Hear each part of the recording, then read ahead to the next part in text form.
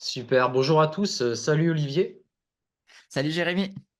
Alors, pour les nouveaux qui rejoignent la chaîne, moi je m'appelle Jérémy, je suis naturopathe et donc là on est sur une série d'interviews, on va parler nutrition, santé et performance aussi.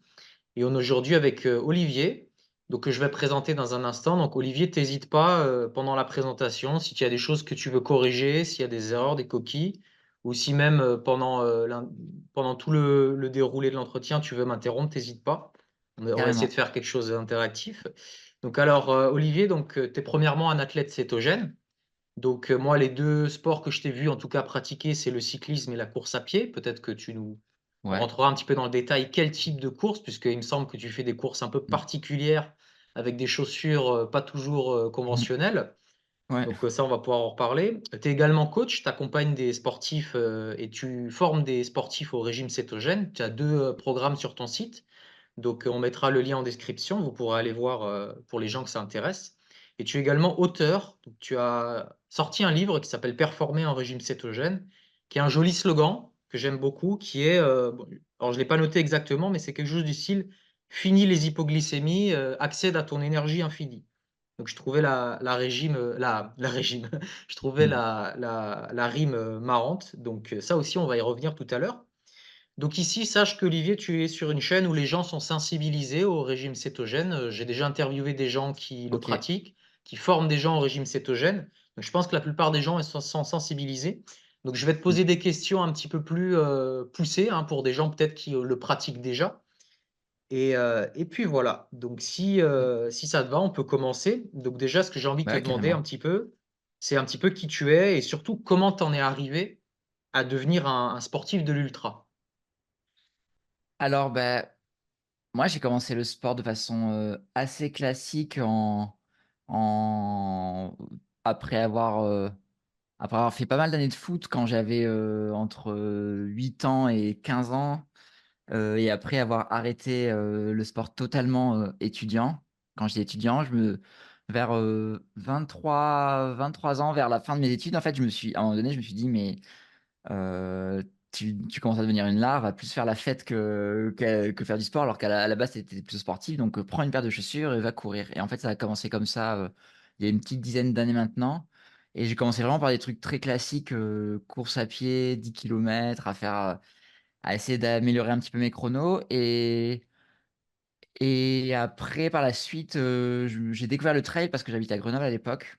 Ouais. Et en fait, tu vois, maintenant, le trail, c'est vraiment une des disciplines que tout le monde connaît. Mais tu vois, il y a 10 ans, mine de rien, je m'aperçois que, enfin, moi, personnellement, quand je courais à Grenoble sur la route, parce que je savais pas du tout qu'on pouvait courir en montagne, quand j'ai un pote qui m'a dit, mais non, viens, mets tes baskets, par contre, on va pas courir le long du canal, on va courir en montagne. Et tu vois, moi, à l'époque, je me suis dit, quoi, mais qu'est-ce que c'est que ça? Tu veux faire de la rando? Non, non, c'est pas de la rando, prends pas de sac à dos, on va faire de la rando, mais très rapide en courant, tu vois.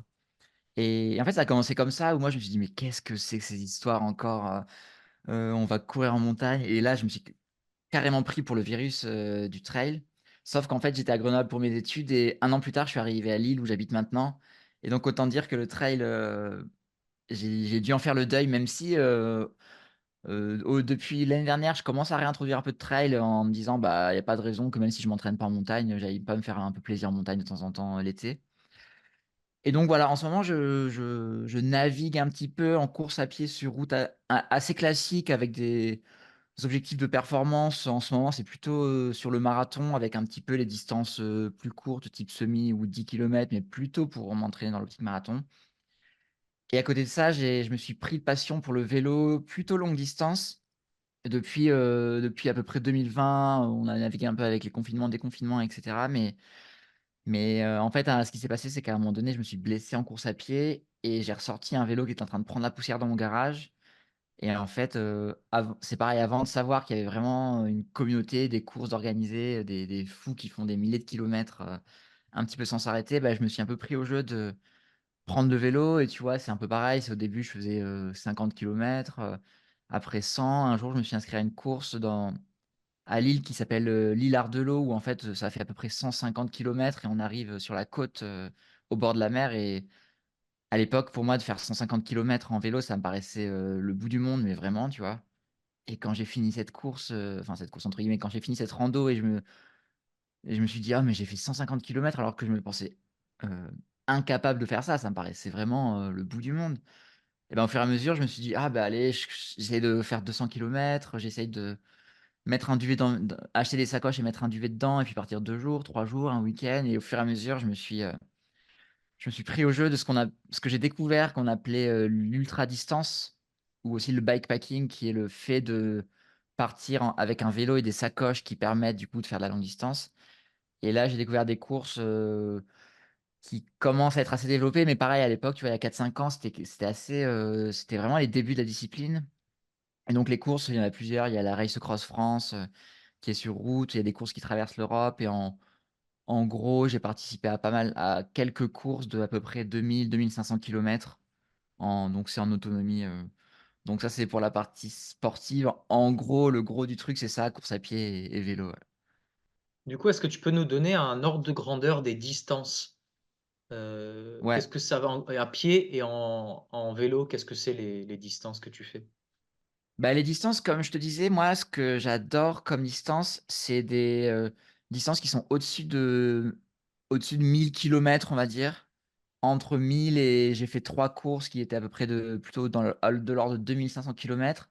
Et ça, c'est des courses qui durent alors 2 500 kilomètres, ça dure à peu près plus ou moins 7-8 jours pour mon niveau, en fonction du dénivelé, en fonction de la difficulté, de la météo et cetera. Mais en gros, c'est des courses où le principe, c'est que c'est pas comme, des genres de courses comme le marathon des sables où en fait, tu as des étapes chaque jour où on te dit: «Tu dois faire, 50 ou 100 kilomètres, tu dors à un endroit et tu repars le lendemain à telle heure». Le principe de ces courses, c'est que tu as 2 500 kilomètres à faire. Tu as une ligne de départ, donc tu pars à un moment donné. Par contre, personne va te dire, «OK, dans 200 kilomètres, on se retrouve, il y a un hôtel, tu dors». En fait, le truc, c'est que le chrono s'arrête jamais, Mmh, donc jour et nuit. Et tu dois t'organiser pour, acheter à manger, pour dormir. Tu as pas le droit d'être suivi par des proches en voiture, par exemple. mmh. Et comme je te disais, le chrono s'arrête jamais et donc en fait, tu traces et l'idée, c'est d'avoir la meilleure stratégie pour être un minimum en dette de sommeil parce que tu es pas là pour dormir 10 heures, mais gérer pour rester performant sur le vélo, pas prendre de risques parce que le vélo, c'est quelque chose d'assez dangereux, faut surtout pas s'endormir, donc faut quand même, faire très attention à ce niveau-là. Mais voilà, tu personne qui va t'appeler pour te dire: «OK, maintenant tu t'arrêtes, tu dors, il y a un hôtel pour toi», donc les hôtels, tu les choisis, toi et cetera. Et en fait, j'aime bien en longue distance, en fait, on va dire que ça commence plutôt aux alentours de 200-300 kilomètres. Où là, c'est des formats où j'ai un peu plus de mal parce qu'en fait, c'est des formats où en gros, tu vas partir à la journée ou à peu près sur des efforts de 10 à 15 heures, qui restent quand même très longs par rapport aux efforts standards type Mmh. marathon ou tu vois? Mais c'est des efforts où en fait, il faut avoir une intensité d'effort qui est vraiment, trop intense pour moi. Moi, j'aime bien les efforts qui sont plus de l'ordre d'une semaine.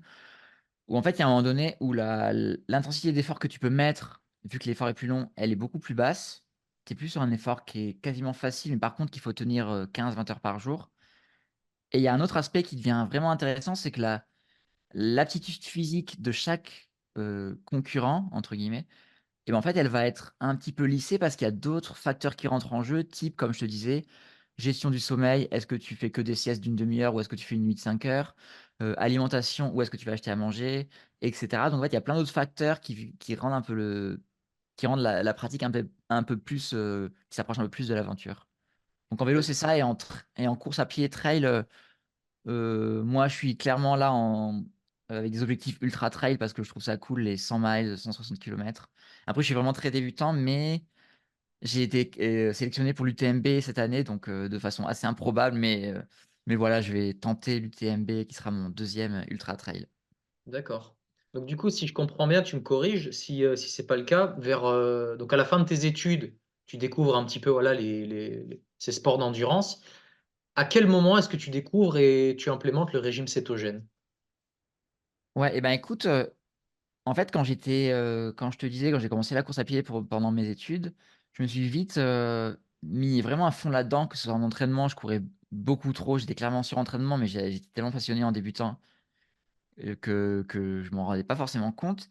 Et au niveau de l'alimentation, pareil, je me suis vite mis à lire tout plein de livres, tout plein d'articles et donc en fait, j'étais vraiment super intéressé par le sujet de la nutrition parce que je me suis vite rendu compte que tu vois, globalement, quand tu cours une demi-heure, tu pas trop de questions d'alimentation parce que tu pas encore appuyé dans tes réserves. Par contre, quand tu commences à faire du vélo pendant 2-3 heures, bah, là, tu te dis, «Ah ouais, mais finalement, il faut quand même que je mette, un petit peu à manger dans mes poches parce que ça va être plus facile».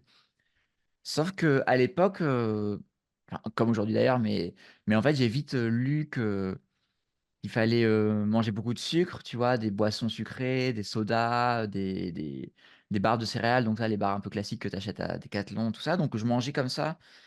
Ça m'allait très bien parce qu'en fait, il faut savoir que souvent les gens qui se lancent dans le régime cétogène, enfin, il y a une grande partie des gens qui se lancent dans le régime cétogène parce qu'ils ont des problèmes de surpoids, par exemple. Donc au-delà du sport, ça leur permet de changer un peu leur performance sportive, mais aussi en parallèle, perdre du poids, donc être plus performant à ce niveau-là.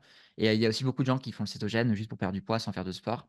Mais moi, j'avais pas du tout cette problématique parce qu'à 20-25 ans, tu vois, je faisais, 55 kilogrammes pour 1,70 m, 1,75 m. Donc tu vois, j'ai toujours été très, très maigre. Mmh. Donc j'étais très maigre, je tolérais quand même bien les glucides et les sucres parce que je m'étais jamais trop, questionné là-dessus. Je mangeais, des pâtes un peu tout le temps comme un étudiant, de base, on va dire.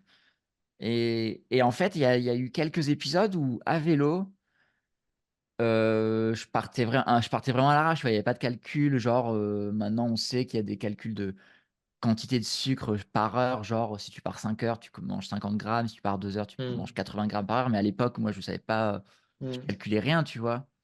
Mais quand même, je m'étais pris des hypoglycémies où tu vois, je faisais plus trop le fier, hein. Surtout à vélo, bah, j'étais à la vélo, je commençais à avoir des étoiles dans les yeux, à plus arriver à pédaler.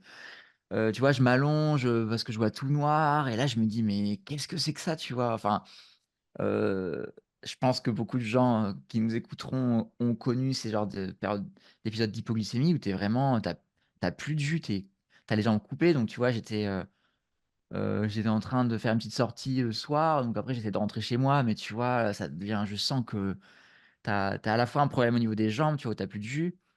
Mais ce qui m'avait vraiment étonné à l'époque, c'est que tu as aussi au niveau du cerveau, de la capacité d'analyse où là, c'est pareil, tu es sous l'eau, quoi. Et donc en fait, j'ai eu quelques épisodes comme ça, mais après, tu vois, bah, je dans les livres, je lisais, bah, OK, c'est parce que tu as pas mangé assez de sucre, donc bon, bah, la fois d'après, tu vois, je me disais: «Bah, là, il faut vraiment que je mange beaucoup de sucre». Et je finissais enfin, au milieu de mes sorties, j'allais dans les boulangeries et je buvais, 4 canettes, tu vois? Et puis là, je me faisais des hyperglycémies, tu vois? Je me disais: «Mais qu'est-ce que c'est que ce truc?» Enfin, tu vois, au bout d'un moment, Mmh. tu as besoin de sucre, tu en manges, mais ça va pas non plus parce que tu en manges trop. Mmh. Heu, c'est pareil, même maintenant, on sait que même sans être en régime cétogène, tu peux quand même, faire attention, éviter ça. Mais tu sais, quand tu es débutant et que tu connais pas grand chose, bah, tu te dis: Si je bois un litre de coca, ça va aller mieux». Mais en fait, tu es aussi, un peu léthargique.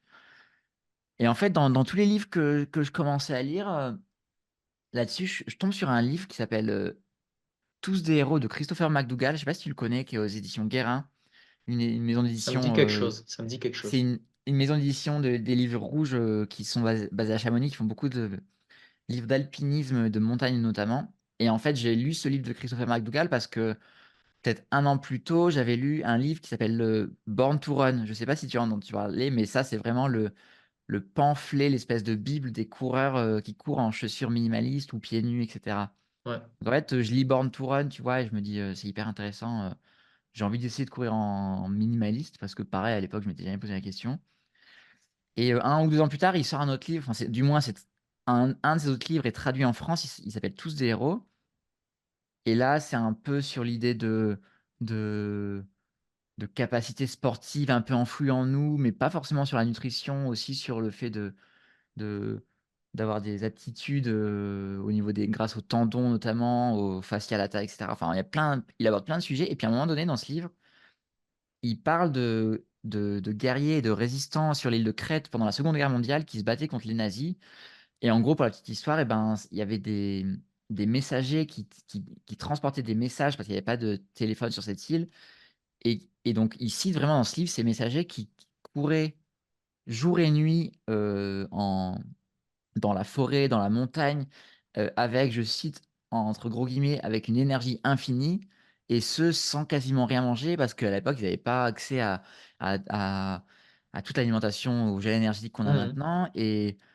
et aussi parce que c'était la guerre et aussi il raconte que, bah, en fait, sur l'île de Crète, en 1940 et ben, on mangeait pas, autant de glucides qu'aujourd'hui. On mangeait plutôt, ce qu'on appelle le régime méditerranéen, mais vraiment un régime très pauvre en glucides, beaucoup de viande, des légumes, des bouillons et cetera et tu vois, moi, là, ça fait vraiment écho dans ma tête parce que, moi, je lis ça en rentrant de mes sorties vélo où je fais des hippos tous les 20 kilomètres et je lis un mec qui me sort, qui sort, il y a des gens qui sont capables de courir des heures en montagne sans avec une énergie débordante, une énergie infinie, stable, tout ce que tu veux et en fait, moi, je me suis dit, «Waouh, c'est fou cette histoire», tu vois?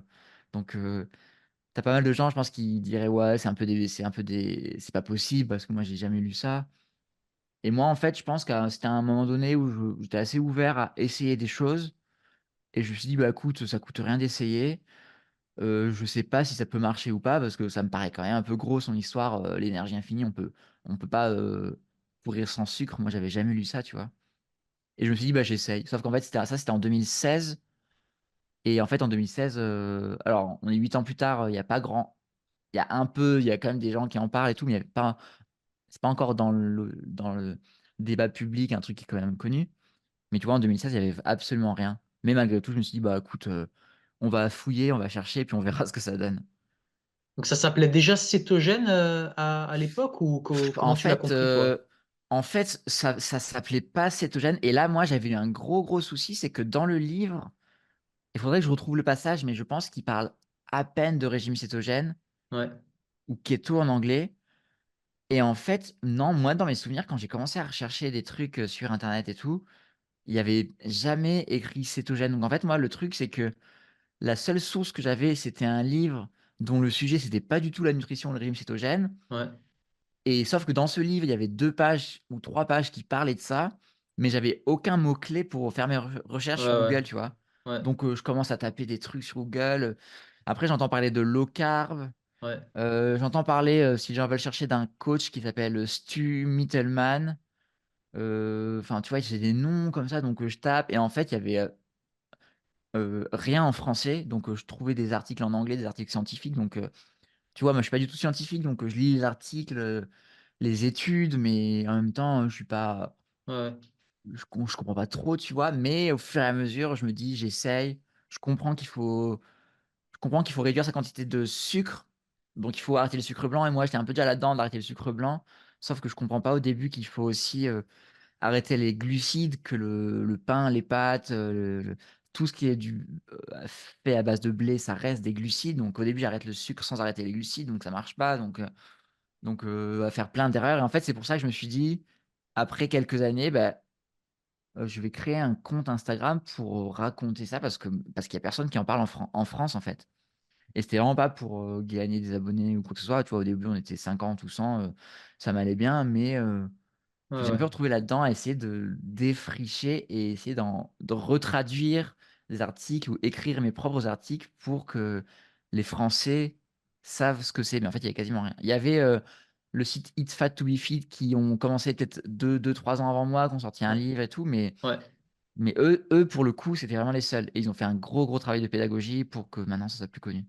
ouais. Bah, d'ailleurs Ulrich on l'a interviewé, hein, sur la Ah ouais, chaîne et bah, du coup, il est très intéressant. Moi j'aime beaucoup. ouais, à fond. Du coup, je voulais te demander, tu as mis combien de temps pour devenir un bon brûleur de gras? Ouais, bah alors, ça c'est alors moi, honnêtement, comme je te disais, j'ai fait tellement, tellement n'importe quoi au début. Tu vois, j'avais arrêté de manger des pâtes, mais je mangeais, tous mes repas, c'était des wraps de blé, avec des légumes dedans, donc en fait plein de glucides, donc bon et en fait, moi, j'ai fait tellement d'erreurs au début que ma transition, ça a pas été genre, du jour au lendemain, je passe en cétogène. Mon corps, il met 2-3 semaines pour, devenir une machine à brûler du gras et un mois plus tard, c'est fini. Moi, je pense que ça a duré au moins 6 mois parce que je faisais tellement n'importe quoi que mon corps, il a mis du temps. Par contre, ouais, au bout de 3-4 mois, je commence à faire mes sorties, à manger des cacahuètes. Je me dis: «Ah bah, en fait, ça va mieux» et puis je pense qu'au bout de 6 mois, 1 an, 6 mois, 1 an, je commençais à me dire en fait, je pense que j'étais arrivé au bout d'un moment, au bout de 6 mois à me dire: Là, faut que je me replonge dans les bouquins parce que ça marche un peu, mais c'est pas encore optimal» et là, j'ai eu une deuxième phase d'acheter des livres, de relire et de me dire: «Ah oui, OK, les glucides, c'est pas que le sucre blanc.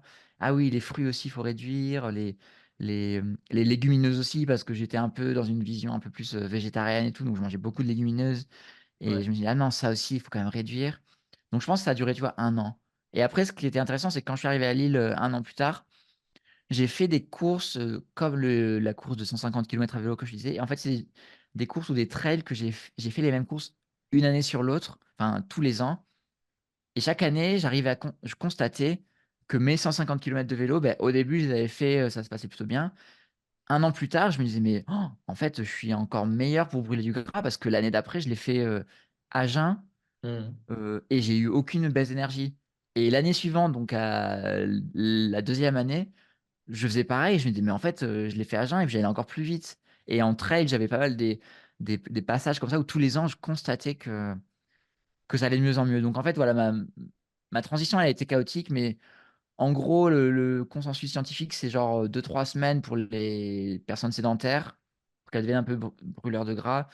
Moi, ce que je dis aux sportifs, c'est que c'est plus, 2-3-4 mois. Parce qu'en fait, tu reprends le sport au moment de ta transition où tu baisses vraiment l'intensité, tu arrêtes de faire des sprints, tu arrêtes d'aller à fond, tu fais vraiment de la basse intensité pendant 2-3 mois et progressivement, tu remets un peu d'intensité. Mais en fait, faut pas espérer, par exemple, moi, j'ai fait cette erreur-là.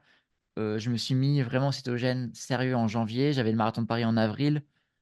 J'étais tu vois, au bout de 3 mois, j'ai fait n'importe quoi pendant la course parce que ton corps, il est pas encore assez adapté et tu peux faire du sport, mais il est pas adapté assez suffisamment pour faire tes records et tout. Ça, c'est plus genre, au bout de 6 mois, 1 an et puis au fur et à mesure, c'est de mieux en mieux.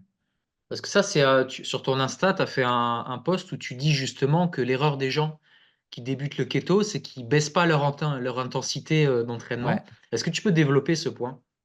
Bah, bien sûr, ouais. En fait, bah, ouais, en fait, en céto, tu dis: «OK, j'arrête de manger du sucre, je mange, 20 grammes de glucides par jour, et je passe en céto». Oui, sauf qu'en fait, quand tu es pas sportif, ça marche très bien, mais quand tu es sportif, il faut également modifier son entraînement. Donc en fait, je te parlais de basse intensité.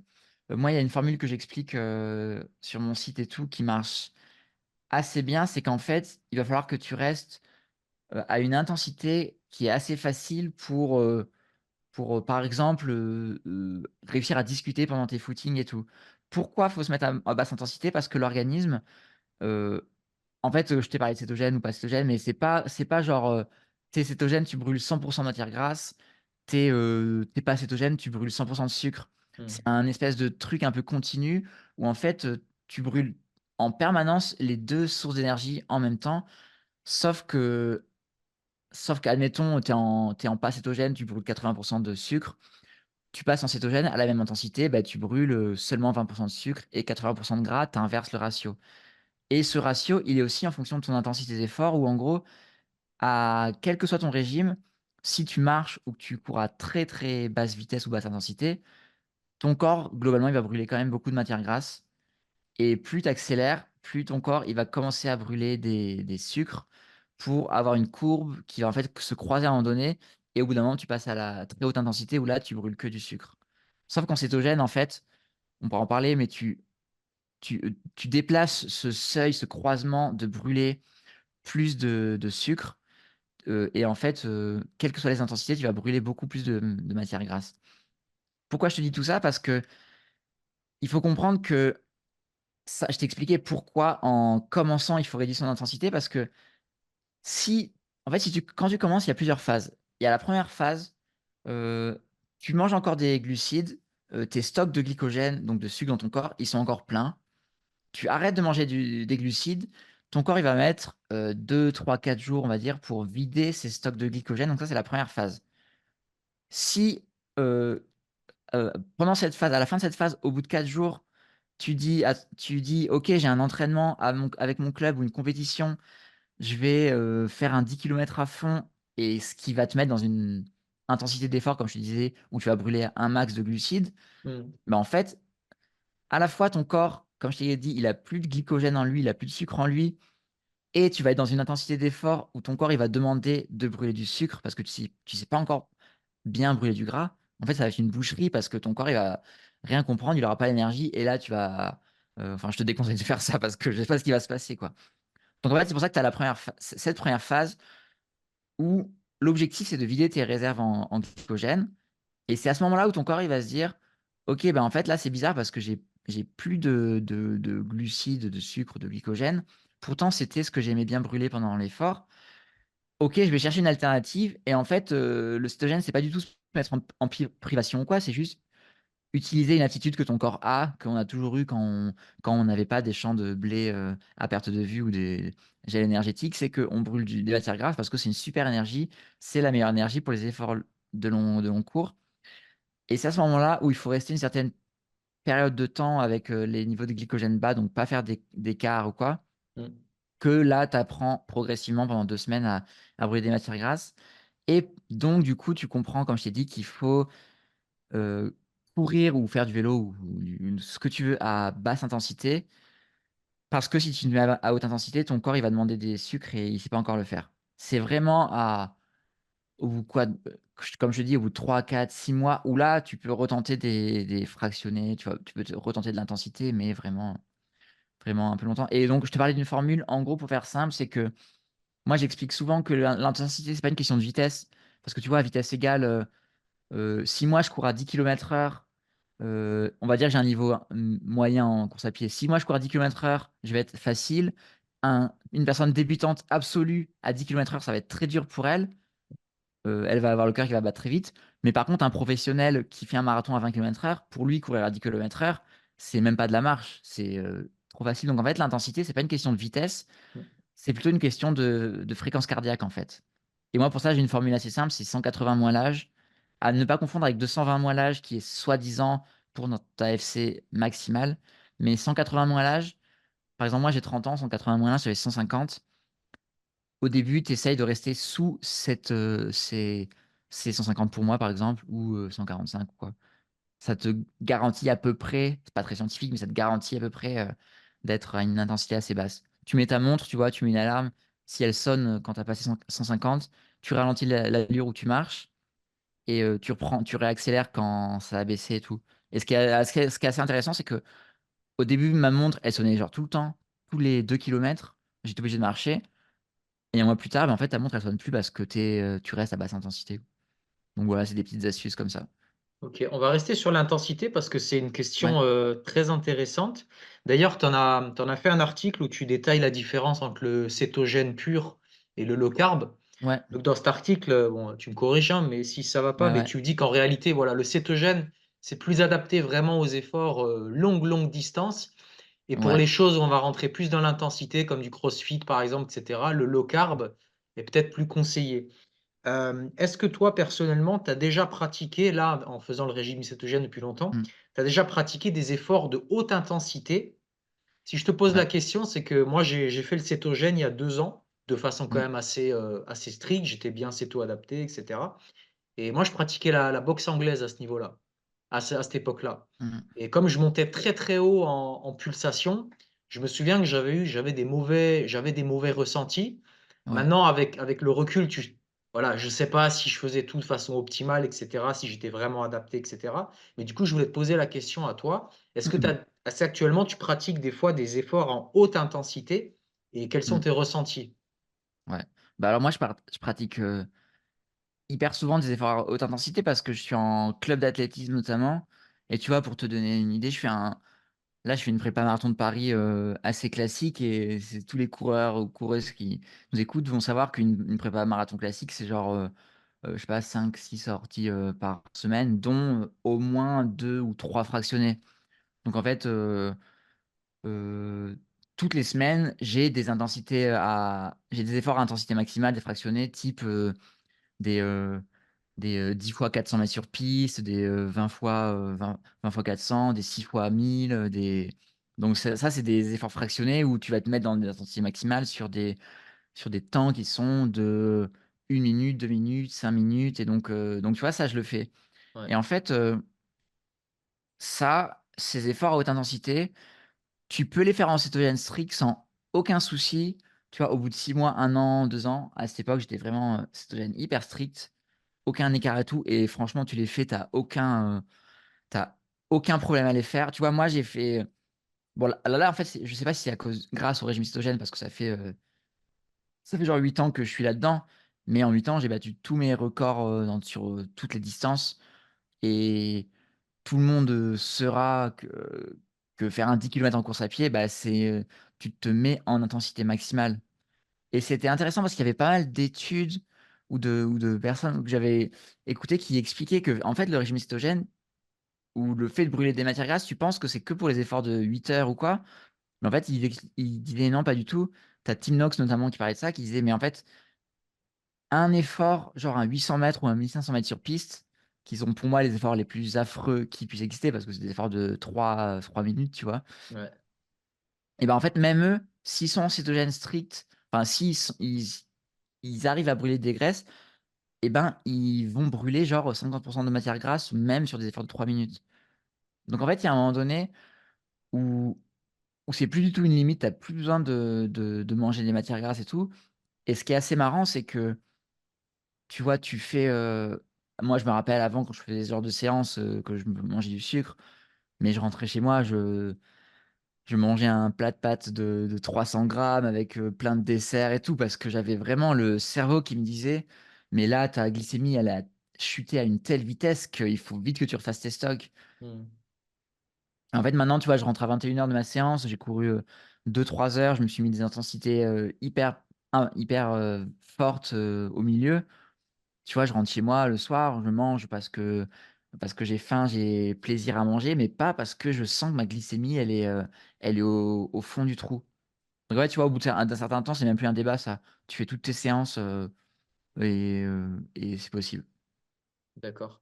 Moi, de tous les témoignages que j'ai vus en cétogène, très souvent, je vois, des sportifs d'endurance. Je Ouais, n'ai encore jamais, enfin, alors c'est pour ça que je te pose la question. Moi, personnellement, j'ai encore jamais vu de témoignages de sportifs, tu vois, par exemple, de footballeurs, mmh, de boxeurs ou de nageurs, par exemple. Tu vois, la natation, on pourrait se dire quand même, tu vois, les courses longue ouais, distance, et cetera, j'en ai pas encore vu. Est-ce que toi, tu connais ou tu ouais. aurais des noms de sportifs qui sont dans des pratiques, explosives, tu vois, courte durée, qui sont en Et cétogène? ben, il y en a, alors je ne pourrais pas citer les noms de chaque sportif, parce que c'est une équipe, mais Tim Nox qui est un peu le monsieur régime cétogène, qui est, médecin, coach, entraîneur, en Afrique du Sud. Et ben, en fait, il a eu des périodes où il était lui, coach, nutritionnel des Springboks, donc des rugbyman sud-africains, donc qui ont été champions du monde cette année. Alors cette année, je sais pas, mais en tout cas, il y a des témoignages il y a une dizaine d'années ou quoi, où il était, nutritionniste, donc de l'équipe, de rugby.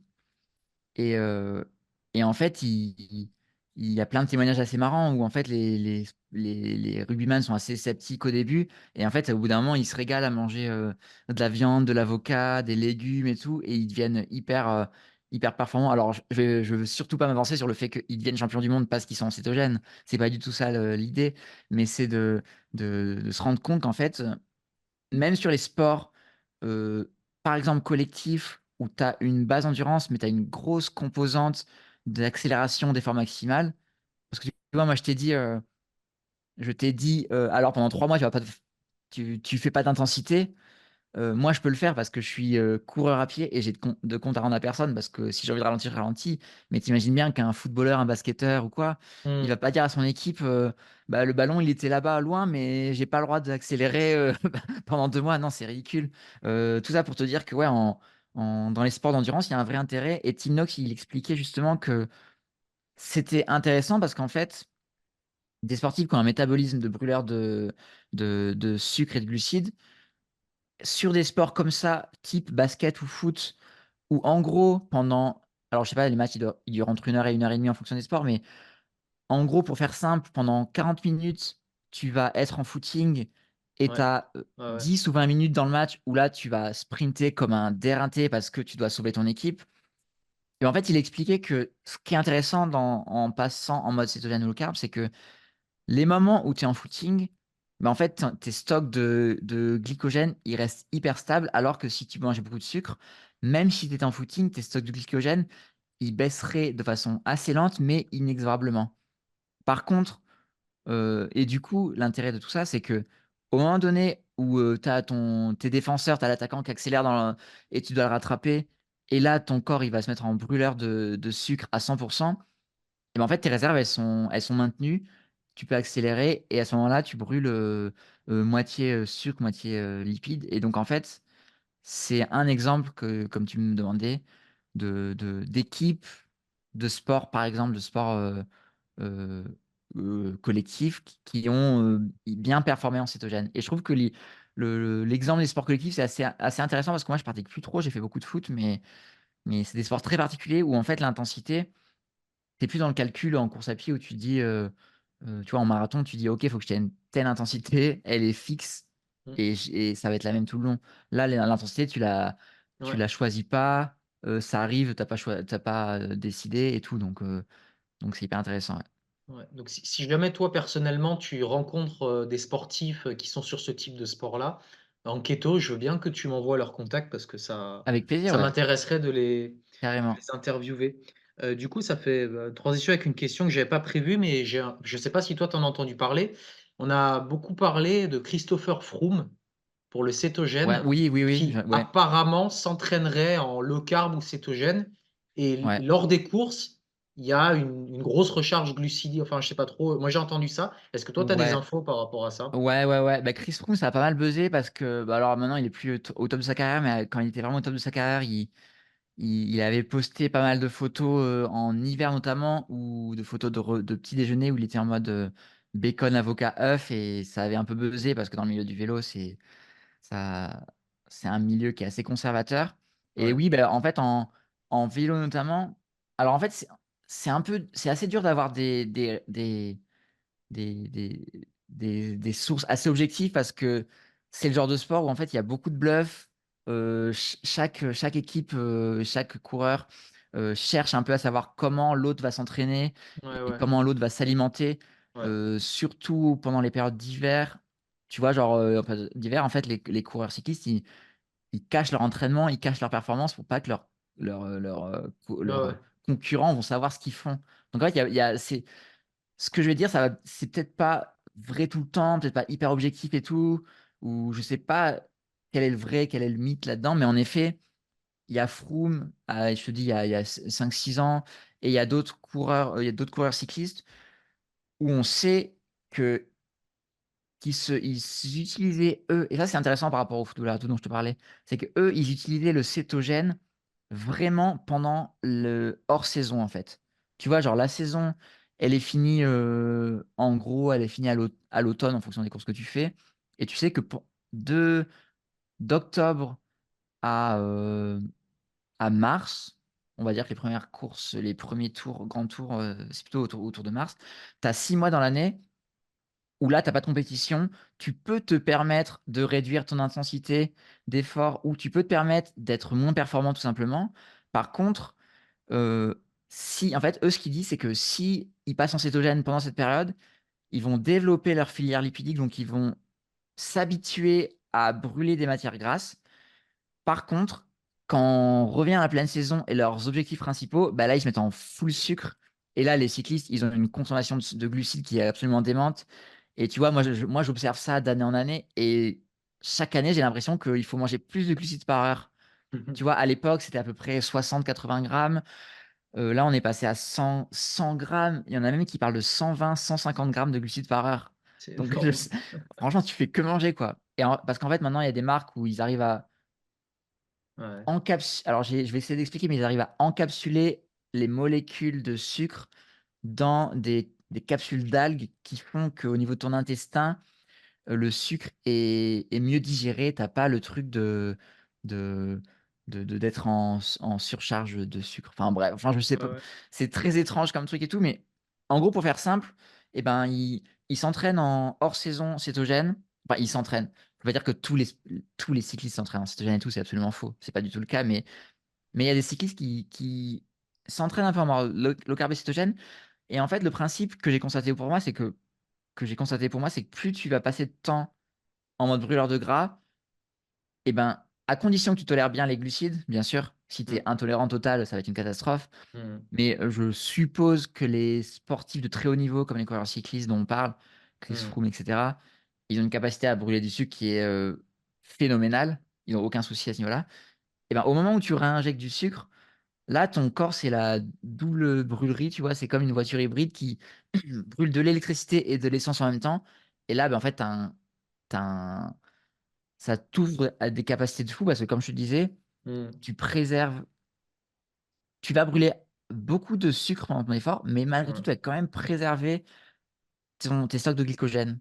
Ta glycémie, au lieu de chuter à cette vitesse-là, bah, elle va chuter 2 fois plus lentement et ça, Mmh. ça t'offre des capacités qui sont folles. Surtout lors des grands tours où en fait déjà les étapes, c'est genre, 5-6 heures de vélo avec, 3 cols où tu vas être à effort maximal pendant 1 heure. Heu, Tu termines l'étape, il faut que tu récupères, que tu te réhydrates, réalimentes pour repartir faire la même étape le lendemain, tu vois, 12 heures plus tard. En fait, c'est des problématiques qui sont hyper complexes à gérer pour la nutrition et en tout cas, je sais que le cétogène, ça peut être un bon outil et c'est utilisé, par quelques cyclistes, ouais. Ouais, je pense que la métaphore là que tu as donnée du véhicule hybride, Ouais, c'est vraiment bien parce que les gens aujourd'hui, en fait, ils ont complètement perdu leur, capacité à brûler du gras avec c'est les ça. régimes sur les céréales et moi, on va dire, moi, le cétogène, personnellement, je ne le pratique pas, même si Ouais. on va dire, dans ma pratique, quand j'accompagne des gens, il y a des gens qui doivent passer par certaines alimentations pour, voilà, réparer leurs intestins et cetera. Mais c'est vrai que moi, le cétogène, je le vois vraiment comme un outil de réapprendre à son corps à brûler C'est du ça, ouais. gras et quand tu es Mmh. soumis à un gros stress, alors ça peut être, je sais pas moi, il y a des gens, ils partent bosser, sur des chantiers pendant 1 ou 2 semaines, ils doivent bosser jour et nuit. Je fais un petit peu le parallèle avec le sportif Mmh. qui a, tu vois, des compétitions dans l'année. Il faut être Ouais, capable de changer de carburant à un moment donné et c'est vrai que le carrément, cétogène, ouais. ça réapprend ça nous réapprend ça et ça, en ce sens, c'était une belle métaphore, je trouve. Ouais. Du coup, je voulais te poser une autre question. Moi, une erreur que je vois souvent chez les gens que j'accompagne, en tout cas, chez certains, c'est qu'ils mangent trop de protéines par rapport, à l'énergie qu'ils vont apporter à leur corps, donc Mmh. glucides, lipides. Est-ce qu'en cétogène, il y a un problème à manger trop de protéines par rapport au gras? Est-ce que toi, tu fais attention à ce ratio ou pas? Ou chez les gens que Mmh. tu suis? Ouais. Alors, bah, déjà, moi, le premier point qui est hyper important, c'est que je suis pas nutritionniste, donc je me permettrai jamais de faire des vrais, diagnostics nutritionnistes. Mais par contre, mon point de vue, c'est qu'en cétogène, c'est le plus important, c'est de bien compter ses glucides et en fait, je me dis d'un point de vue vraiment pratico-pratique, heu, déjà de compter ou pas, mais de se restreindre à avoir une limite très basse en glucides, genre 20 grammes par jour ou genre, heu, enfin, tu vois, si même sans compter en gras, mais se dire: «Bah, je limite à manger, pas de féculents et que des légumes et je regarde les légumes assez pauvres en glucides, donc genre pas trop de carottes, plutôt privilégier les épinards, des trucs comme ça». Bah, déjà d'un point de vue pratique, moi je considère que c'est une dose de stress ou une dose d'attention qu'il faut mettre et je pense que c'est le plus important parce que c'est ça qui va faire que, comme je te disais, que tu vides un peu tes réserves de glycogène et tout et après le sujet des protéines, bah, je pense qu'une fois que tu es bon au niveau des glucides, le risque de manger trop de protéines et que les protéines, elles vont se transformer en sucre ou en glycogène avec la néoglucogénèse et tout, je pense qu'il y a quand même moins de risques, tu vois? Donc en fait, moi, ce que je conseille parce que c'est enfin, du moins ce que je fais personnellement et que je me dis: «Bah, si je pense que c'est le plus simple, c'est de se dire: te prends pas prends-toi la tête avec les glucides, c'est et ça va déjà être un peu chiant.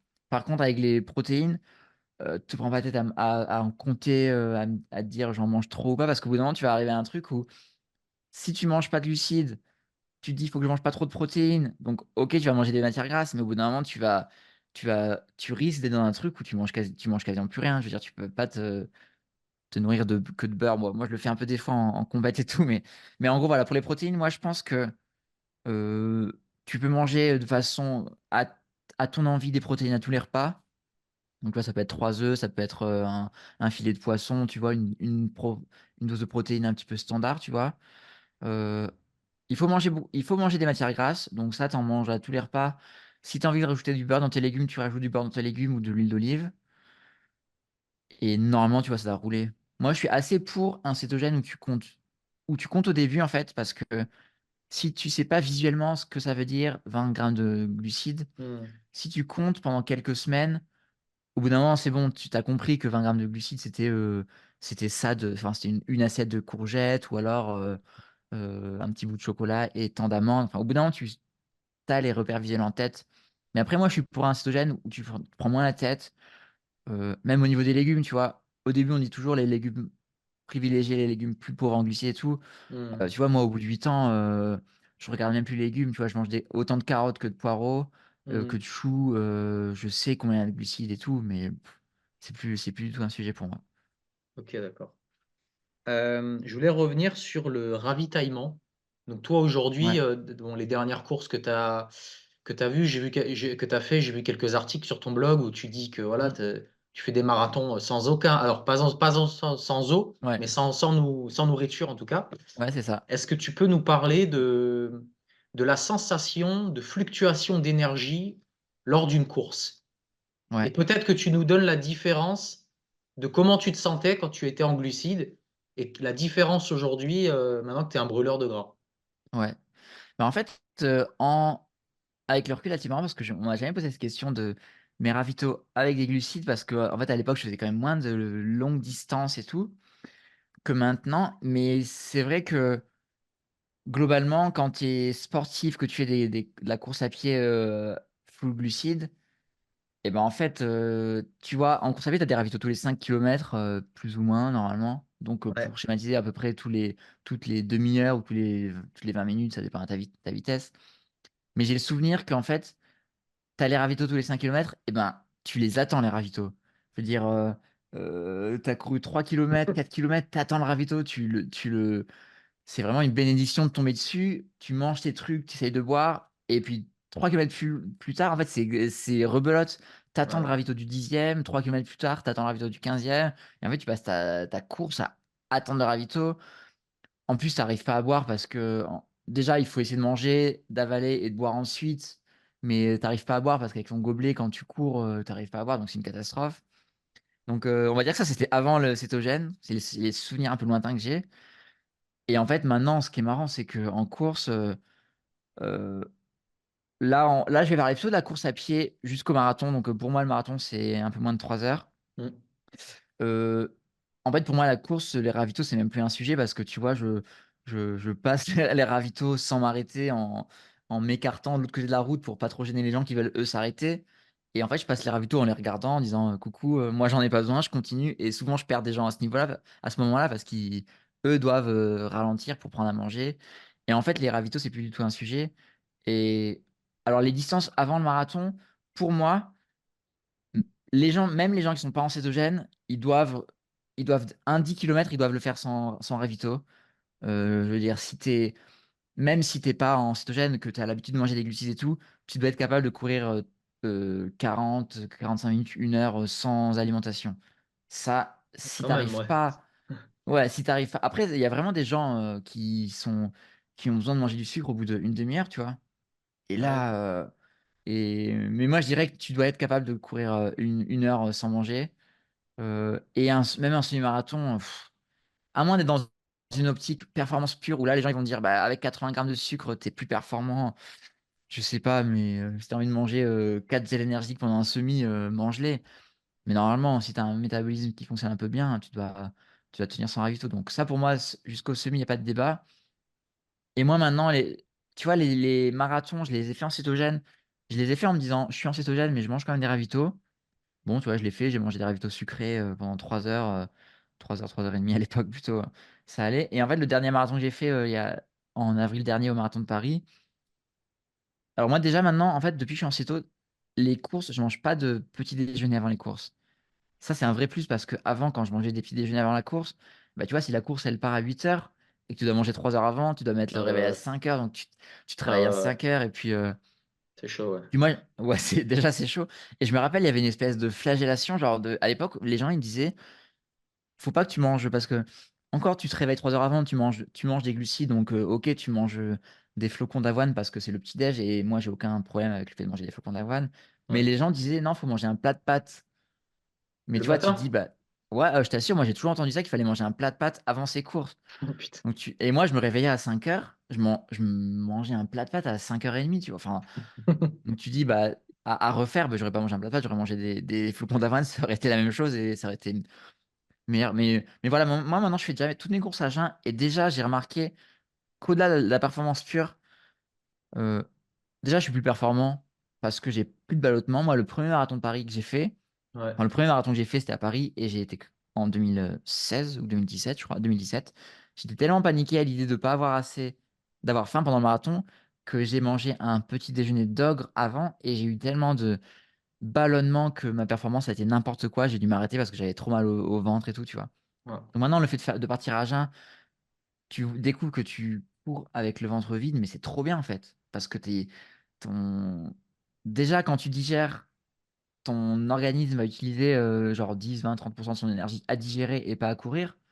Donc tu as une perte de performance et en plus, tu as pas de ballonnement, donc c'est trop bien. Et donc comme je te disais, maintenant le marathon, je me suis dit: «Bah, je pars sans avoir mangé et si j'ai pas faim au ravito, je me force en aucun cas à manger». Par contre, je bois à volonté, je bois une gorgée tous les ravitaux. Et donc, tu vois, je passe le ravito du 5. Je savais que jusqu'au semi, ça allait. Donc, tu vois, 5, 10, 15, je bois ma gorgée d'eau, mais je mange rien. Je me dis: «Ça va».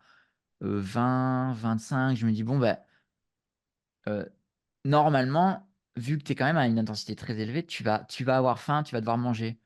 Et tu vois, 25, 30, je me dis: «Bah, j'ai pas faim, donc si j'ai faim au prochain, je mange un quartier d'orange, mais j'ai pas faim».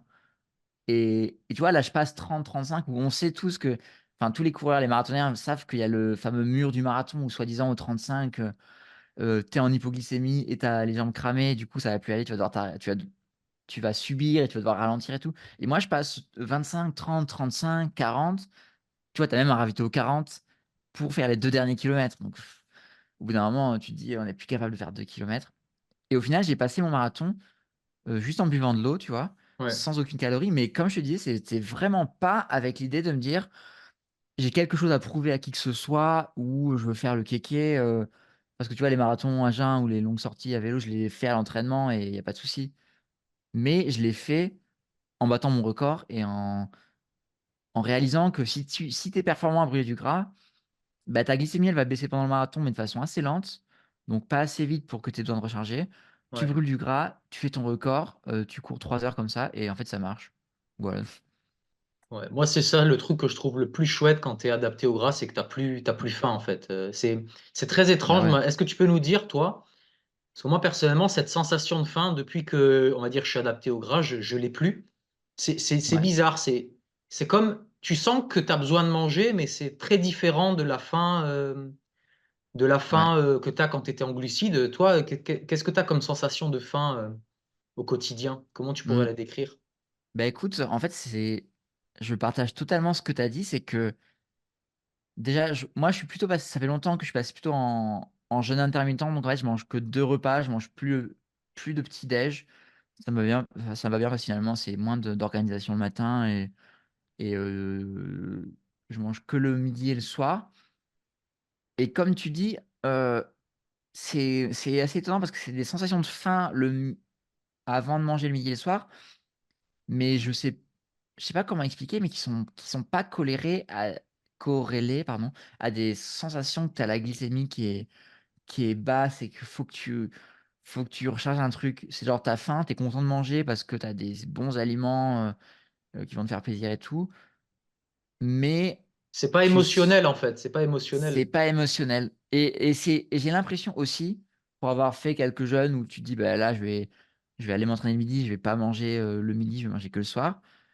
Il y a aussi une dimension qui est vraiment de l'ordre de l'habitude où, où en fait, je m'aperçois que tu as faim à l'heure où ça fait 30 ans que tu manges à cette heure-là, donc ton corps forcément il a une habitude, il va te dire: «OK, il est midi, il faut que tu manges». Mais des fois, c'est vraiment plus ça, c'est plus: «Il est midi, il faut que tu manges» et si tu manges pas, que tu te fais un thé et qu'à 14 heures tu as pas mangé, en fait, tu as l'impression que ton corps il dit: «OK, bah, il est 15 heures finalement, c'est OK, c'est OK». Moi, j'ai alors je dis pas que j'ai pas qu'on n'a pas besoin de manger et tout parce que faut pas partir dans des problèmes de troubles, alimentaires et tout, mais en fait, c'est vraiment tu manges aussi par habitude et tu manges par plaisir, parce que mais plus parce que tu as la glycémie qui est au plus bas. Et en fait, ça, tu vois, moi, je te parle au niveau du sport, toi, tu as un peu relevé au niveau de la journée et tout, mais tu as vraiment beaucoup d'avantages sur ton énergie au quotidien, d'être, attentif au travail, de façon beaucoup plus stable plutôt que, tu vois, d'avoir le coup de fringale de 10 heures, la fringale une fois que tu as mangé à 15 à 16 heures et tout, donc ça, c'est hyper intéressant dans la vie de tous les jours, en dehors du sport. Ouais, exactement. Écoute, j'ai une dernière question, est-ce que toi tu te complémentes en tant que sportif? Heu, alors moi, j'ai pour être franc avec toi, moi, je suis un peu pas à l'arrache, mais je te disais que je comptais rien et tout, heu, donc je me complémente pas beaucoup. Il y a des trucs qui sont importants pendant le sport, notamment quand il fait très chaud et que tu perds beaucoup de transpiration, c'est les électrolytes.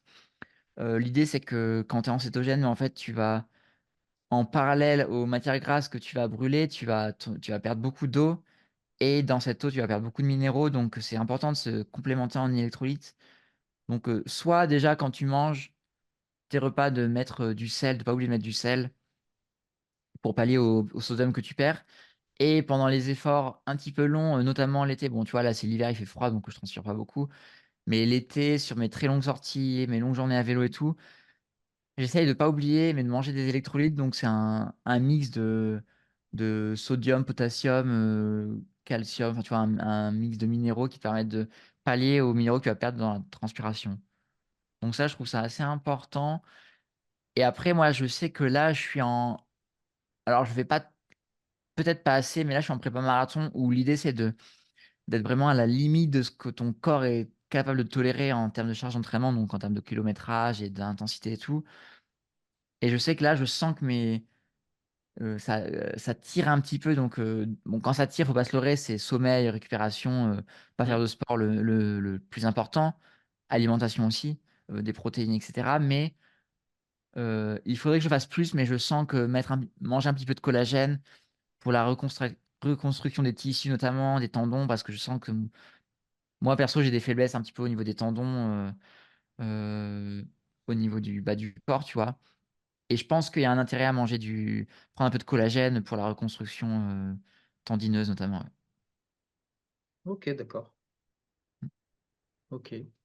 Est-ce que avant de terminer, tu as, je sais pas, un sujet que tu voudrais aborder, quelque chose que tu voudrais dire, ou une inspiration, je sais Bah, pas? écoute, je sais pas trop, non, bah, je pense que en alimentation, c'est important d'être curieux parce que enfin, en alimentation, en sport, dans la pratique sportive parce que je trouve que c'est des moi, tu vois, après pas mal d'années en cétogène, je me heurte pas mal à des espèces de croyances qui ont un peu la vie dure et je sais que le sport, c'est des milieux qui sont très conservateurs où en gros, il y a une façon de pratiquer et dès que tu dévies un peu, que tu dis: «Bah, moi, je veux pas faire les entraînements comme ci ou comme ça, ou je veux m'alimenter un petit peu différemment», bah, c'est compliqué de se faire comprendre par un peu tout le monde, par ses coachs et tout donc je pense qu'il faut être assez curieux. Faut vraiment pas faire n'importe quoi parce que ça peut être la porte ouverte à toutes les dérives et qu'il faut rester du côté de la science, il faut se renseigner, et tout, faut pas faire n'importe quoi. Mais non, franchement, d'être curieux, de tenter des choses et puis tu vois, moi, j'ai envie de te dire, ça coûte quoi d'essayer? Et puis si au bout de quelques jours, quelques semaines, quelques mois, tu t'aperçois que c'est pas pour toi, bah, fais pas n'importe quoi, fonce pas droit dans le mur parce que le cétogène, tu vois, je dis toujours que c'est un outil qui fonctionne pour certaines personnes, mais en fait, tu as des sportifs qui fonctionnent très, très bien en mangeant plein de glucides et c'est cool pour eux et eux, vraiment, ils ont aucun intérêt à se mettre en cétogène. Donc vraiment, c'est hyper individuel tout ça, je pense que c'est à chacun de s'écouter, de tenter s'ils pensent que le cétogène, ça peut les aider un peu dans leur pratique et comme tu le dis, bah, toi, tu as essayé le cétogène il y a 2 ans, tu as arrêté en fait. Moi aussi, tu vois, je suis plus en cétogène strict avec les années, je suis plutôt en low carb un petit peu plus souple. Ouais, Je pense on en ressort vraiment grandi, en fait. Je parlais aussi avec un coach qui est coach de CrossFit en Belgique, chez qui je suis allé faire un podcast et tout, qui lui me disait aussi: «Bah, moi, je suis pas en cétogène, mais par contre, ce que tu as appris sur le fait d'avoir une flexibilité métabolique, de brûler du ouais, gras ou de se remettre à manger du sucre et brûler du sucre quand tu fais des intensités, en fait, ça, tu l'auras gardé toute ta vie. Toute ta vie, tu auras un autre rapport à l'alimentation, au sport. J'espère que même si tu manges des glucides, il y a aucun souci avec le fait de manger des glucides, mais j'espère que tu vas plus remplir tes bidons de poudre qui est 100 du sucre, mais que tu auras payé, 30 € le kilo. Donc juste, tu auras une autre approche et sans être un espèce de dogmatique de dire il y a que le cétogène qui aille. Mais en fait, faut être curieux, faut tenter et t'en ressortiras toujours grandi, je pense. C'est un peu mon mot de la fin. Super, bah ouais, c'est très belle façon de finir. Est-ce que tu veux peut-être juste avant de terminer dire un petit peu, Ouais. dire où les gens peuvent te trouver, qu'est-ce que tu proposes, etc. Je te laisse la Carrément, parole. ouais. Bah alors, mon site internet, c'est lowcarbfriendship.com. Donc là, j'ai des programmes parce que l'idée, c'est juste d'aider les sportifs avec mon expérience perso. Comme tu le disais, j'ai sorti un livre qui s'appelle Performer en mode cétogène. C'est aux éditions Thierry Soucard qui est sorti euh, en juin 2023. Donc, si vous voulez le trouver, il est normalement dans toutes les bonnes librairies où vous allez voir votre libraire et vous pouvez le commander. Il pourra vous le commander ou alors sur les sites en ligne. Et T'as mis sinon, sur combien de temps Insta, pour l'écrire, si c'est pas indiscret? alors j'ai mis. J'avais regardé entre les premiers échanges de mails et la date de parution, j'ai dû mettre un an et demi. Ok, Parce que tu vois, en gros, il faut savoir pour la petite histoire que moi, je lisais tous les livres de Thierry Soucard édition parce que c'est un peu les pionniers en cétogène et tout. ouais, Et dans nos discussions, on s'est dit avec l'éditeur qu'en fait, ça pouvait être hyper intéressant de sortir un livre qui est plutôt du point de vue du pratiquant à ouais, la place du ouais, point de vue du scientifique. Parce qu'en fait, moi, je trouvais que le point de vue du scientifique, du médecin, il est fondamental parce que sans science, il n'y a rien qui est expliqué et on fait n'importe quoi. Mais par contre, il manquait un petit peu le point de vue du sportif qui se base sur la science, qui se fait aider par des médecins et tout, ouais, mais qui, en parallèle, connaît les problématiques du sportif parce qu'il a fait toutes les erreurs. Tu vois, les erreurs que je disais au début de pas gérer sa transition, manger des glucides mais pas de sucre et tout. Donc, en fait, moi, on a décidé avec Thierry Soucard d'avoir ce point de vue qui soit un peu on mixe la science et la pratique où en fait moi enfin on voulait un livre qui soit vraiment facile à lire sans prérequis Hmm, scientifiques et vraiment pour les sportifs de tout niveau et tout. d'accord, Et en gros on a mis pour moi ça va être facile à écrire parce que j'avais déjà un peu de contenu et en gros je leur ai dit je vous envoie un document et c'est fait. Et en fait ce qui était hyper intéressant c'est que ils m'ont vraiment challengé à chaque étape d'écriture. Ils m'ont dit non, mais c'est pas mal, mais va plus loin, c'est pas mal, va plus loin, pousse, pousse, pousse. Et en fait, on a mis un an ou un an et demi à l'écrire. Donc, ça a été vraiment un gros travail. Alors, je faisais pas ça 40 heures par semaine non plus, ouais, mais il y a eu énormément d'allers-retours. Et j'ai découvert, tu vois, qu'un éditeur, pour moi, un éditeur, c'était quelqu'un qui recevait des manuscrits, qui se faisait plein d'argent et c'était tout. Mais en fait, pas du tout. Ils ont été assez incroyables pour vraiment pousser, forcer à aller vraiment au fond des choses pour chaque chapitre. Donc, ça a été vraiment une super aventure. Ouais. Donc, ça, c'est pour mon livre. Et sinon, sur les réseaux, je suis sur. Vous tapez Low Carb Frenchy sur Instagram. Là, je suis un peu en réflexion pour changer de pseudo pour juste m'appeler Olivier Maria parce que c'est mon nom. Donc, mais normalement, vous tapez Olivier Maria ou Low Carb Frenchy sur Insta, vous devriez me trouver. ça marche. Et ben on mettra tous les liens en description de la vidéo. Eh bien, il me Merci. reste plus qu'à te remercier pour le temps que tu nous as accordé. Et puis voilà, tout simplement merci. Et puis merci.